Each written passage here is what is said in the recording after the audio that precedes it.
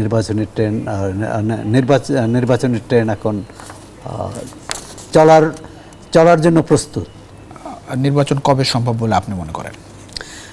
না, প্রধান উপদেষ্টা সর্বশেষ তো ইঙ্গিত দিয়েছেন চলতি বছরের ডিসেম্বরে, চলতি বছরের মধ্যে।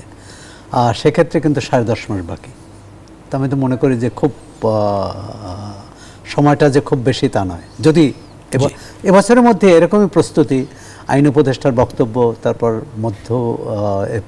মধ্য ফেব্রুয়ারিতে রাজনৈতিক দলগুলোর সাথে আলোচনা শুরু হচ্ছে।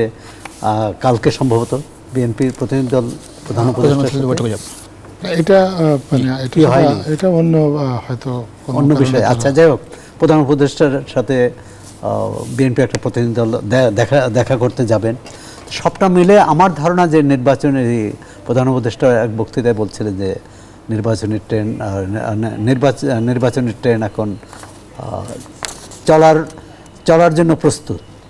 এখন ট্রেন লাইনে কিভাবে উঠবে, সেই ওঠার জন্য কার কী প্রস্তুতি, সরকারের প্রস্তুতি, রাজনৈতিক দলগুলোর প্রস্তুতি, রাজনৈতিক দলগুলোর ঐকমত্য হতে হবে, অন্তত একটা মোটা দাগে হতে হবে। যে নির্বাচন কেউ বললো যে নির্বাচন কেউ বললো যে ডিসেম্বরে, কোনো পক্ষ বললো যে না ডিসেম্বরে হতে পারবে না, তাহলে তো আর হবে না।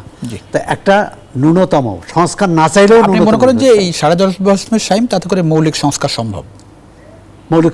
ন্যূনতম সংস্কার সম্ভব। আর সংস্কার কেন, এই যে সংস্কার, তার মানে আমরা রাষ্ট্রটাকে এমন জায়গায় নিয়েছি যে এটি আর স্বাভাবিক অবস্থায় চলছে না। তার প্রশাসন, তার সংসদ তো নাই, আপনার তার কাঠামো, তার পুলিশ বাহিনী, মানে পুরোটা বিষয়। এখন এটার জন্য আমি তো মনে করি যে অন্তর্বর্তী সরকার যে ভিতটা তৈরি করে যাচ্ছে, সেটি পরবর্তীকালে যে সরকারই আসে তার জন্য এটি কিন্তু বড় অর্জন হবে, পাওনা হবে। আজকে জামাত তিনি বলেছেন যে মৌলিক কিছু সংস্কার শেষে তিনি আসলে নির্বাচন চান। এখন নির্বাচন দেয়াকে নির্বাচনের গণহত্যা বলে তিনি মনে করেন। এই 10.5 মাস আমরা কি আসলেই মানে এই বছরই নির্বাচন দেখছেন? আসলে যে জুলাই বিপ্লবের সেটার আসলে তো সেন্টিমেন্টটা ছিল যে একটা নতুন রাজনৈতিক বন্দোবস্ত। এই বন্দোবস্তের একটা অংশ হচ্ছে নির্বাচন।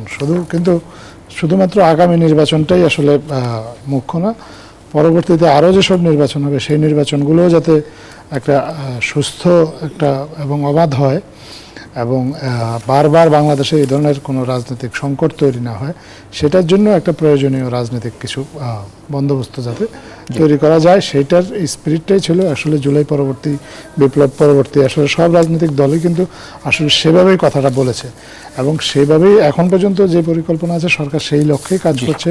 সংস্কার কমিশনগুলো যে সুপারিশমালা দিয়েছে সেখানে তারা আশুকরণীয় কি আছে সেগুলো বলেছে। কিছু একটা কমিশন তো বলে দিয়েছে যে আশুকরণীয় যেই সংস্কারগুলো আছে এগুলো 6 মাসের মধ্যে হয়তো বাস্তবায়ন করা।